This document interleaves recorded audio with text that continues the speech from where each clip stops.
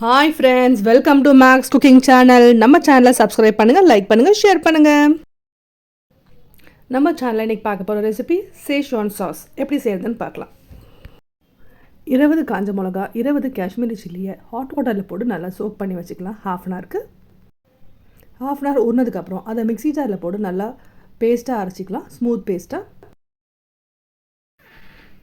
ஊறின காஞ்ச மிளகாயை நல்லா மிக்சியில் போட்டு பேஸ்ட்டாக அரைச்சிக்கலாம். நம்ம காஷ்மீரி சில்லி யூஸ் பண்ணிக்கிறதால நல்லா ரெட்டாக வரும்.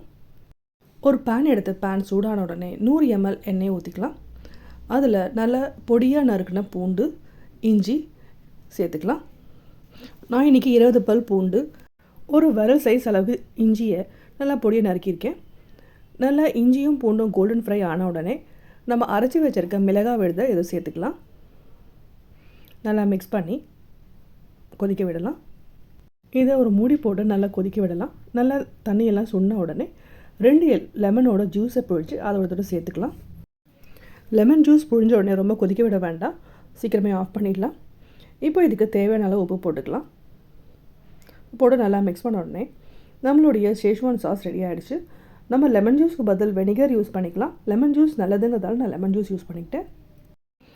இப்போ நம்ம டேங்கி ஸ்பைசி ஷேஷ்வான் சாஸ் ரெடி ஆகிடுச்சு. நாம் இதை ஷேஷ்வான் நூடுல்ஸ்க்கு, ஷேஷ்வான் ஃப்ரைட் ரைஸ்க்கு எல்லாத்துக்குமே யூஸ் பண்ணிக்கலாம். அடுத்த இன்ட்ரெஸ்டிங்கான ரெசிபியோடு மீண்டும் உங்களை சந்திக்கிறேன். நன்றி, வணக்கம். தேங்க்ஸ் ஃபார் வாட்சிங் மேக்ஸ் குக்கிங் சேனல். நம்ம சேனலை சப்ஸ்கிரைப் பண்ணுங்கள், லைக் பண்ணுங்கள், ஷேர் பண்ணுங்கள். நன்றி, வணக்கம்.